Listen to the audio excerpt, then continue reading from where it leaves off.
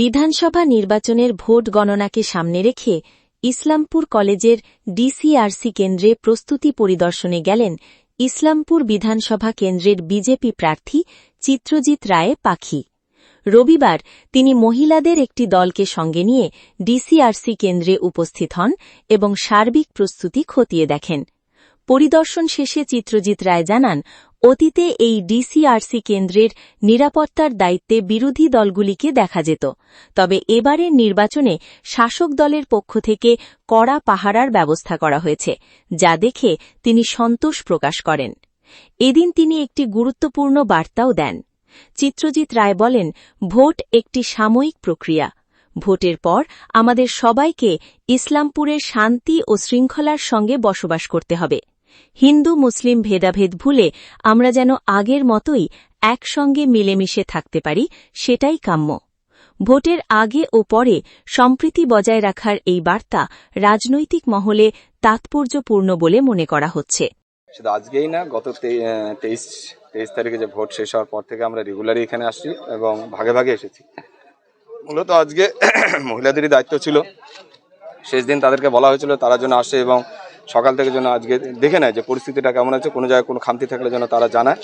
সেই উপলক্ষে আজকে এখানে আসা এবং সমস্ত আমাদের বিজেপির টেন্ট কিংবা তৃণমূলের টেন্ট কোথায় আছে সেগুলো দেখা, আমাদের টেন্টের যে সমস্ত কাজগুলো ছিল সেই ব্যবস্থাগুলো করা এবং আগামী দিনে একটা লড়াই শেষ হবে সেই উপলক্ষে আজকে আসা। সবাইকে বলবেন ভোটের আগে, ভোট গণনার আগে একটা কথা বলতে গেলে, যে সত্যি যেটা বলতে গেলে, আগে বিরোধী হিসাবে আমরা যেটা করতাম, এখন তৃণমূল সেটা বিরোধী হিসাবে করছে। দেখছি তারা ইভিএম পাহারা দিচ্ছে, তারা দোষারোপ করছে আমরা নাকি ইভিএম চুরি করবো। কিন্তু বিগত 15 বছর যেটা দেখেছি যে তাদেরই যত পার্টির কর্মীরা ছিল তারাই এই কাজ করেছে।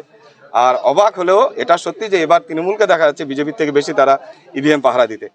সত্যি ভালো লাগছে, তারা বিরোধীর যে কর্তব্যগুলো তারা এখন থেকে পালন করা শুরু করছে। বলছি, ভোট গণনার আগে ইসলামপুর বিধানসভার সাধারণ মানুষকে কি বার্তা দেবেন? সাধারণ মানুষের উদ্দেশ্যে এটাই বলবো, আমাদের ছোট্ট শহর ইসলামপুর আমরা দীর্ঘদিন ধরে যেভাবে আছি, হিন্দু মুসলমান সবাই মিলেমিশে থাকবো। কোনো যেন বিগত দিনে যেভাবে নির্বাচনের পরে আমরা একে অপরের সঙ্গে কথা বলছি সেভাবেই কথা বলবো। নির্বাচনে একটা শুধু সাময়িক একটা ঘটনা, কিন্তু সম্পর্ক আমাদের দীর্ঘ 30-40-50 বছরের কারোর সঙ্গে সম্পর্ক আমাদের রয়েছে। সেই সম্পর্ক যেন সেই সম্পর্কের মতনই থাকে, বন্ধুত্বের মতনই থাকে। আপনি এখন এসে দেখলেন, ইভিএম পর্যবেক্ষণ করলেন? না, আমি করতে চেয়েছিলাম কিন্তু কিছু নিয়ম কারণ আছে, সেই জন্য যাওয়া হলো না। তো আমার পুরো বিশ্বাস ত্রিস্তরী এখানটা ব্যারিকেড দেওয়া হয়েছে। প্রথমে রাজ্য পুলিশ রয়েছে, তারপরে বিএসএফ, তারপরে সেনাবাহিনী, অর্থাৎ তাদের উপর পূর্ণ আস্থা রয়েছে ভারতীয় সেনাবাহিনীর উপরে। আমরা এখানে সকাল থেকেই আছি, এর আগেও এসেছি। তো আজকে আমাদের প্রার্থীও আছে, আমরা সিসিটিভি দেখছি বা এখানে কালকের জন্য আমাদের একটা চলছে।